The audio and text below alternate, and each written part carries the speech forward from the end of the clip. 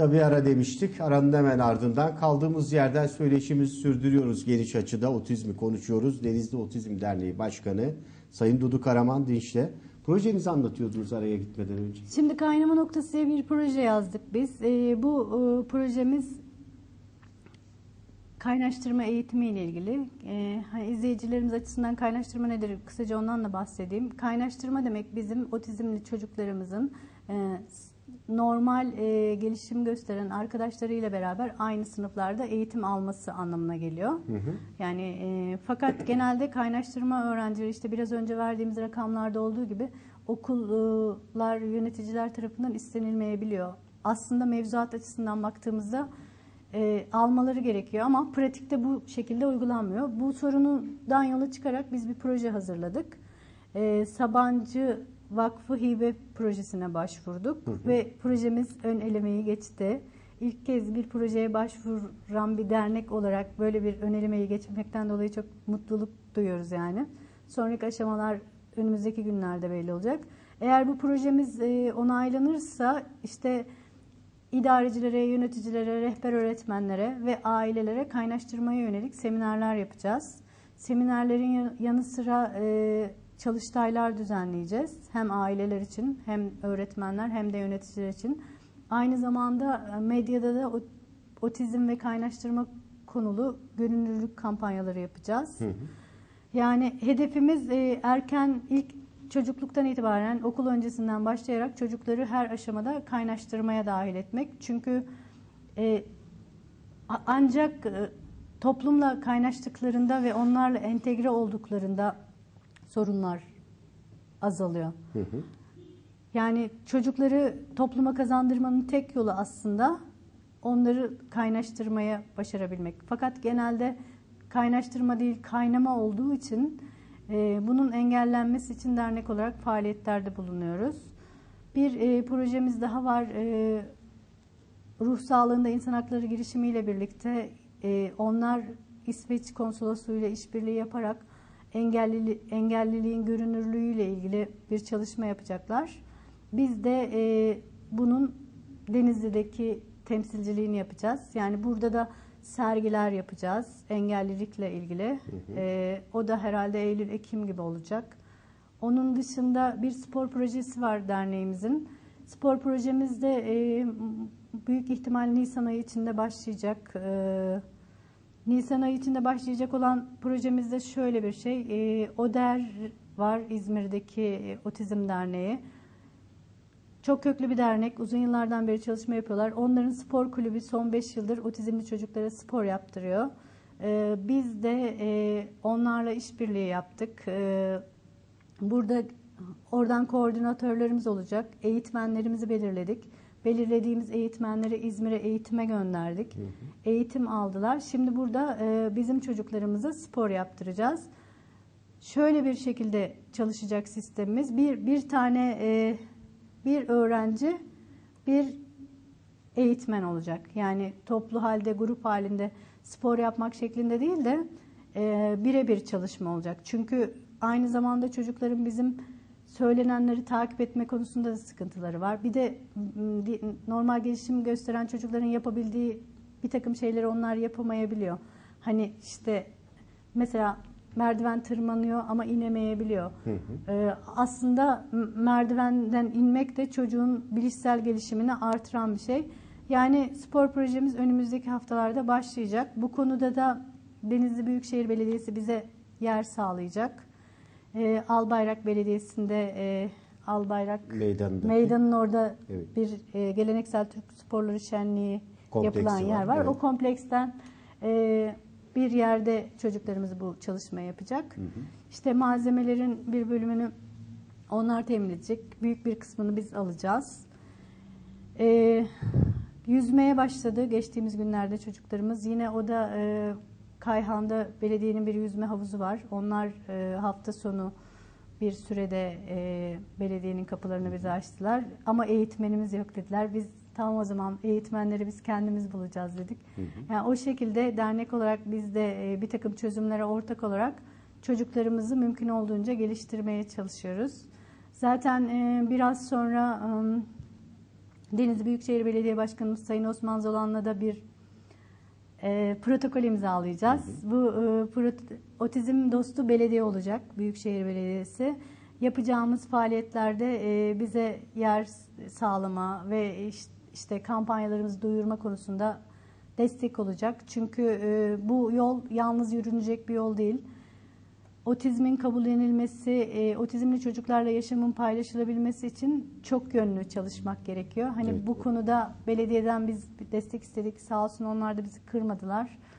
Bir protokol yapacağız. Onun sonrasında da herhalde işler daha iyi ilerleyecektir diye düşünüyoruz. Derneğin ihtiyaç hediyesi gibi bir şey Evet, olacak. derneğin galiba aslında protokol, işte değil mi? bu protokol bugün olması da hani biz birazcık o yüzden de bugün olsun istedik. Sembol bir günde, sembol bir iş olsun istedik. Yani bizim çok hayallerimiz var Ömer Bey. Çocuklar için, bireyler için, Denizli için, çocuklarımızın topluma karışması için biz kendimizi hayal ortağı arıyoruz diye tanımlıyoruz. Hayalleri olan bir derneğiz. Yapmak istediğimiz çok proje var. Ve bütün bunlar çocukların, ailelerin, toplumun daha ileriye gitmesi için. Denizli'de bir sürü konuda örnek olmuş bir şehir. Hani otizm konusunda da çok farklı şeyler yapan örnek bir olabiliriz diye düşünüyoruz. Bir farklılık oluşturabilir diyorsunuz. Evet, değil evet mi? bir farklılık oluşturabiliriz. Bunun için toplumsal mutabakat sağlayabiliriz. Hatta bu konuda medya sponsorlarımız olsun diyoruz. Belki Deha da onlardan birisi olur. Yani hep birlikte bu farkındalığı birlikte yaratalım istiyoruz. Çünkü toplumsal mekanizmaları toplu olarak harekete geçirmediğimiz sürece o kadar başarıya ulaşma şansımız yok. Bunun dışında bir şey daha söylemek istiyorum. Bizim çocuklarımızın 0-6 yaş çocuklarımızın gittiği Denizli Özel Eğitim Anaokulu diye bir anaokulumuz var burada. Burası devlete ait bir anaokuludur. Türkiye'de ilktir. 2009 senesinde kurulmuştur. Daha yani başka ülkede hiçbir yerde yokken burada böyle bir okul kurulmuş. Çocuklara ve ailelere yönelik eğitim vermek amacıyla kurulmuş bir eğitim. Böyle bir ayrıcalığa sahip. Denizli. Böylece bir ayrıcalığa sahip Denizli. Hani aslında böyle bir şey hayal etmiş bir kent Denizli. Şimdi benim oğlum da oraya devam ediyor. Bu okulda da birinci dönem çocuklarımız aynı zamanda haftada 2 saat bireysel eğitim alabiliyorlardı. Haftada 2 saat o bireysel eğitimin yanı sıra kaynaştırmaya devam edebiliyorlardı. Yani ayrıca işte şimdi ama yönetmeliğe uygun olmadığı gerekçesiyle kaynaştırma eğitimine devam edemiyorlar. Bireysel eğitim alamıyorlar. Fakat geçtiğimiz günlerde bu konuyla ilgili çeşitli görüşmeler yaptık Vali Bey'le ve Milli Eğitim Müdürü Mahmut Bey'le, evet Mahmut Bey'le. Şimdi o konularda bir gelişme olmasını bekliyoruz. Çünkü yani daha önceki yıllarda okulda bulunan yöneticiler bu konuda inisiyatif alabiliyorlardı ve çocuklar bütün bu söylediğimiz haklardan yararlanabiliyorlardı. Şu anda da bu haklardan yararlanılabilmesi gerekiyor. Yani yeniden biz bazen çünkü şey gibi oluyoruz. Nasrettin Hoca hani eşeğini kaybeder sonra buldum diye sevinir ya. Var olan haklardan geriye gidiyoruz. Zaten 0-6 yaş başladı konuştuğumuz gibi çok kritik bir zaman. Bu kritik zamanda kaybedilen her süre bizim için altın değerinde. Yani o çocuklar bu haklardan yararlansın istiyoruz yani. Evet. Peki tek sıkıntı eğitim mi? Eğitimden yana vaktinde zamanında yeterli eğitim alamadığına dair tek sıkıntı sadece eğitim değil, vaktinde alamamak, yeterince alamamak, işte eğitimin yanında sporla ilgili bir şey olmaması, organize bir şey olmaması. Yani şu anda mesela okullar götürebiliyor ama yani hani o kadar şeyde olduğu gibi yani eğitimde ayrımcılığa uğradığı gibi çocuklar diğer alanlarda da ayrımcılığa uğruyorlar. Mesela deniyor ki saat işte haftada sadece 2 gün 11 ile 12 arasında gelsin havuza. Ama 11 ile 12 arasında çocuk zaten eğitime gidiyor yani. Eğitime gidiyor. Ya eğitime götüreceksin ya oraya götüreceksin. Hangisine götüreceksin? Doğal olarak eğitime götürüyorsun. Şimdi bizim belediye 12 tane çocuğumuz yüzmeye başladı dedim ben ya size.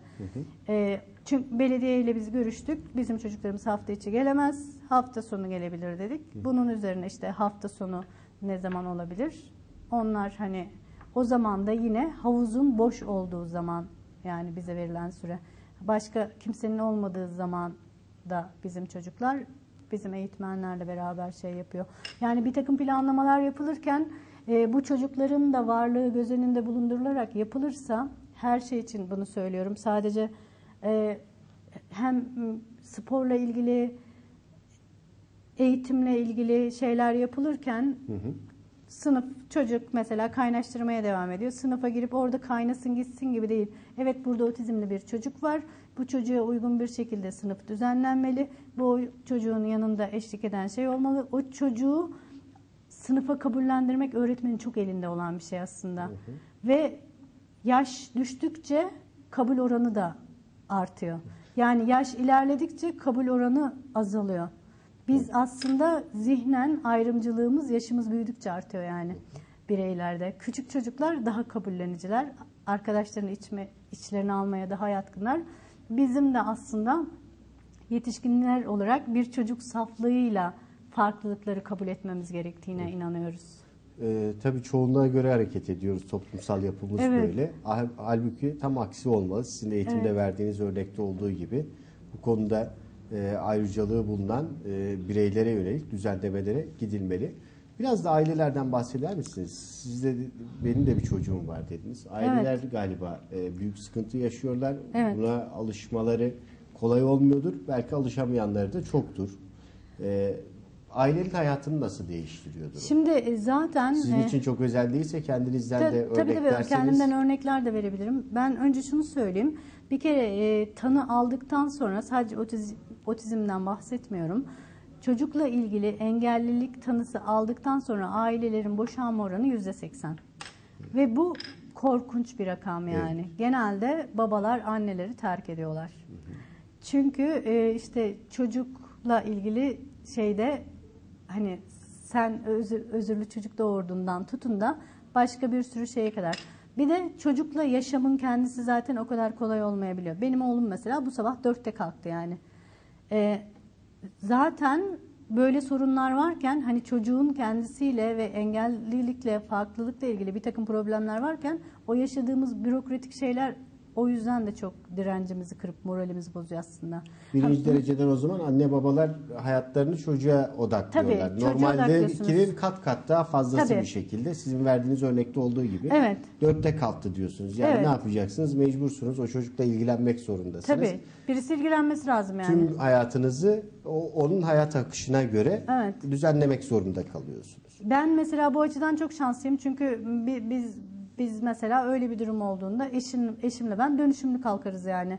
Hani her zaman ona dair bir takım şeyleri benim üstlenmem gerekmez. Sorumlulukları paylaşırız.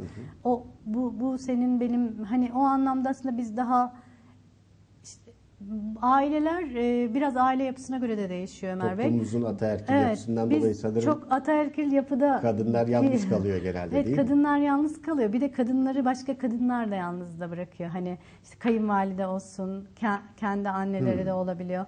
Yani şeyde işte hanım çocuğunu sustur, ne biçim çocuk yetiştiriyorsun gibi şeylere de kadınlar daha çok maruz kalıyor. Sonuçta baba işe gidiyor ama anne her zaman çocukla muhatap. Bahsettim biraz önce bizim özel eğitim anaokulu. Özel adı okul özel gereksinimli çocuklar geldiği için özel. Devlete ait bir okul yani. Hani bazen kolej mi diye soranlar da oluyor da onu da açalım. Mesela orada anneler 9'dan 2'ye kadar çocuğun yanında bekliyorlar yani. Her gün 9'dan 2'ye kadar orada bekliyorsunuz. Dolayısıyla çocuğunuz iyi bir eğitim alsın diye, çocuğunuz ilerlesin diye. Dolayısıyla oradaki bir zaman kaybı aslında insan için katlanılamaz bir şey oluyor. Çünkü çok değerli altın zamanlar elinizden kayıp gidecek şeklinde düşünüyorsunuz. Bir de yaş ilerledikçe şimdi çocuk daha yelpazenin hafif tarafındaysa gelişme gösteriyor zaten. İşte 5-6 yaşına geliyor, konuşma geliyor, biraz daha ilerliyor, şey yapıyor. Bir bölümü kaynaştırmaya devam edebiliyor. Ama ben size kaynaştırmayla ilgili rakam da vereyim. İlkokulda bütün Türkiye'de 876, ortaokulda 586, lisede 126 öğrenci var otizmli. Düşünün ne kadar korkunç. Ama düşük bir rakam yani. Sıklıktan bahsettiğinizde oldukça fazlaydı değil mi? Evet, sıklıktan bahsettiğinizde belki eskiden fazla. nüfus da azdı. Bu tip rahatsızlıkları olan bireyler çok nadir rastlanıyordu. Toplum pek fazla bilgi sahibi de olamıyordu. Ne olduğunu da bilmiyordu. kıyıda köşede kalıyorlardı ama nüfus arttıkça görünme Evet. olasılığı da artmaya Evet. başladı. Şimdi mesela Temple Grandin diye bir profesör var. Bu hani otizm denildiğinde ilk akla gelen isimlerden birisidir. Amerikalı bir profesör. Bu hala yaşıyor. 50'li yaşlarını sürüyor. İşte Amerika'daki besicilik tesislerinin 2/3'ünü o tasarlamış mesela. Yani otizmli bir birey profesör de olabilir yani. Demek istediğim şey o. Einstein'ın keza otizmin bir yelpazesi kabul edilen Asperger olduğu söyleniyor. Yani otizmli bireylerde bir sürü yetenekler olabiliyor. İşte aileler eğer çocukta böyle bir takım yetenekler ortaya çıkmaya başlarsa daha ilerleyen sürelerde daha rahatlıyorlar. Kendilerini daha iyi hissediyorlar. Çocuk ne kadar çok bağımsızlaşırsa ailenin kendini iyi hissetme oranı o kadar artıyor. Ama çocuğun bağımlılığında bağımsızlığını geliştiremezse çocuk, aileler kendilerini kötü hissetmeye devam ediyor. Özellikle ilk tanı konulduğu süreç aileler için tam travmatik bir süreç. O konuda mesela hekimler de çok şeyler yani. Hekimler pat diye şey yapıyorlar. Herhangi bir hani bununla ilgili ilk defa mı karşılaşmıştır, şu mudur bu mudur diye bir şey düşünmüyor. Ben mesela kendi oğlumu 3 sene boyunca Tanrım teşekkür ederim sağlam sağlıklı bir çocuğum var deseydim ve bir gün doktora gittim. Senin çocuğun otizm dedi yani. Şimdi ne diyebilirsin? Aile olarak hissettiğin şey ne? Ve çocuk grip olmuyor yani. Grip olduğunda biliyorsun ki tedavi görecek, zaman geçecek. Geçecek yani. Bütün yaşamı boyunca taşıyacağı bir farklılık var. Otizmli çocukların %50'si konuşamayabiliyor mesela. Hani onlardan birisi mi olacak bilmiyorsun. Bir belirsizlik içindesin. Yaş küçük olduğunda çocuğu bir an önce bu belirsizliklerin bir bölümünden sıyırmaya yönelik kaygı taşıyorsun. Bir anne olarak ya da bir ebeveyn olarak zaten bu bile tek başına çok büyük bir sıkıntı yani. Sanırım ebeveynlerin %99 gibi çok büyük bir kısmı yeterli bilgi de alamıyor bu ilk aşamada değil yani mi? ilk Yani aşamada onun öyle bir verdiği şey yok panik, yani. sıkıntı bir tarafta, diğer tarafta bilgi alamama, bu konuda yeterince bilgi edinememenin getirdiği bir baskı da oluşuyor. Ben mesela işte biz İstanbul'da yaşıyorduk. Eşimle ben İstanbul'da yaşıyorduk. Oğlumuza otizm tanısı konulduğunda buraya gelmeye karar verdik. Çünkü Profesör Doktor Yankı Yazgan'ın seminerine de katılmıştık. Bu yol yalnız çıkılacak bir yol değil demişti. Kızımız da küçük olduğu için, benim ailem buralı olduğu için buraya geldik. Ama öyle bir şey var ki şimdi herkes bu hareket kabiliyetinde değil. Herkes aynı sosyal destekleri görmüyor. Biz mesela aileleri tarafından da çok desteklenen bir aileyiz. Eşimle ikimiz de yani iyi anlaştığımız için ve temel konularda hemfikir olduğumuz için de bir sürü konuda daha rahatız. Ama ilk tanı konulduğu günlerde biz de kendi aramızda gerginlikler yaşıyorduk yani. Ama bunu fark ediyorduk. Yine de hani zaman içinde ister istemez çocuk farklı gelişim gösterdiği için bunları yaşamaya devam ediyorsunuz. Bir de kendinizi tamir ediyorsunuz. Biraz ilerliyorsunuz ama bir bakıyorsunuz ki akranlar başka bir şey yaparken çocuk onu yapamıyor. O zaman bir geriye dönüş oluyor. Şimdi ilk aşamada bir defa şokun getirdiği bir stres var. Evet. Bir defa anne babalar en başta bu stresi kendi işlerinde yaşıyor. Birincisi diyorsunuz. orada boşanıyorlar zaten. Orada boşanmadılarsa Verdiğiniz oran %80 korkunç, yani evet. hiç küçümsenmeyecek bir oran. Oldukça yüksek. Ötesinde hele bir de sağlık birimlerinden yeterince bu konuda bilgi edinemiyorsa bunun getirdiği bir panik var aynı zamanda. ben size şey söyleyeyim. Deniz Devlet Hastanesi'ne gitmiştik bir çocuk hekimine. İşte hani benim oğlum da bir sürü açıdan bazılarının otizmli değil bile diyebilirler yani. Hani otizm deyince hep çok ağır tabloları düşünüyorlar ya. Hani Deniz'de mesela göz teması olduğu için, sosyal iletişimde çok fazla problemler yaşamadığı için, bir de dışarıdan baktığınızda yakışıklı bir oğlan olduğu için şey olmaz yani. Çocuk hekimine gittik biz burada. Dedi ki işte bir şey sordu. Ben de Deniz'de otizm var dedim. Bana döndü dedi ki hiçbir şey yok dedi. İlaç veriyor musun dedi. Psikiyatristin önerdiği ilacı evet veriyorum dedi. Bir şey verme buna sakın dedi. Bu çocuğun hiçbir şey yok dedi. Ne yapıyorsun öyle dedi. Şimdi sonuçta bunu söyleyen bir çocuk hekimi ve bizim birinci kademe dediğimiz hekimler, bu işte sağlık ocaklarındaki hekimler, onların otizm konusunda kesinlikle çok bilgilendirilmeleri lazım. Aynı şey hastanelerdeki çocuk hekimleri de, çünkü çocuk hekimleri hani aileler çocukları kayırdıkları için, konduramadıkları için bir takım şeyleri fark etmeyebilirler ama aslında iyi bu konuyu bilen bir usta göz erken tanıya yol açabilir yani. Evet. Fark etseler bile dillendirmedikleri de Evet. sıkça görülen bir de bazı gerçek. doktorlar da söylemiyor, biliyor musunuz? Hani benden olmasın fikri bazı doktorlarda da var yani. Bu çok şey. O da ayrı bir sıkıntı. Ayrı bir sıkıntı. Ya da akrabalardan da fark edenler yine, ben söylemeyeyim şimdi, başka birisi söylesin diyorlar. Öyle yapmamak lazım. Evet. Şimdi az bir vaktimiz kaldı. O vakti de verimli kullanabilmek adına ailelerin temelde sanırım burada Otizm Derneği çatısı altında aileler birbiriyle paylaşımda bulunuyor. Tabii o çok önemli. Şimdi biz hani sadece Otizm Derneği anlamında söylemiyorum. Bütün engel gruplarının kendi içlerinde bir arada olması çok büyük yarar sağlayan bir şey. Birincisi, bir kere dertleşiyorsun. Her zaman psikoloğa gitmek diye bir imkan herkesin yok. Dertleşiyor olduğundan dolayı belli bir rahatlama oluyor. Bu gibi konuyu herkesle de dertleşemezsin sonuçta. Evet. Ya anlatırsın da karşıdan bir olumlu tepki, katkı koyacak bir tepki almak mümkün değil. Evet, o kadar kolay değil. Yani yine alınabiliyor da. O yüzden ailelerin bir arada olması şu açıdan da çok önemli. Diyelim ki senin bir deneyimin var, işte onu aktarabiliyorsun. Eğitim konusunda, işte tuvalet eğitimi verirken şunu şöyle yaparsan daha iyi olur. Çocuğun davranış sorunu varsa bunu böyle yaparsan daha iyi olur. İşte beraber çalıştığımız psikologlar var, gönüllü psikologlarımız. Hani onlardan bazen söyleşi yapıyoruz, bazen destek alabiliyoruz. Kendi aramızda konuşuyoruz, birbirimize rehberlik ediyoruz. İşte Facebook sayfamız var, orada edindiğimiz bilgileri paylaşıyoruz. Yani bir de hakikaten biraz önce de söylemiştik ya, bu yol yalnız yürünecek bir yol değil yani. Bazı ortak sıkıntıları bir birey olarak insanın ifade etmesiyle bir sivil toplum kuruluşu olarak ifade etmesi aynı şey değil yani. Eğer dernekte hak mücadelesi temelli bir dernekse çok şey değişebilir. Amerika'da mesela, bugün çocukların yaşam koçları da var, konuşma terapistleri de var, kaynaştırmaya da devam ediyorlar. O kadar çok hakları var ki ve bütün bunlar devlet tarafından yasal olarak karşılanıyor. Yani Avrupa'da da mesela Amerika'ya göre daha sınırlı bunlar. Ama Amerika'da otizmli çocuklar bir sürü şeyi elde edebilmiş durumda. Çünkü Autism Speaks diye bir sivil toplum kuruluşu var orada da. Onların bu yaklaşık 40 yıllık mücadelesinin bir sonucu.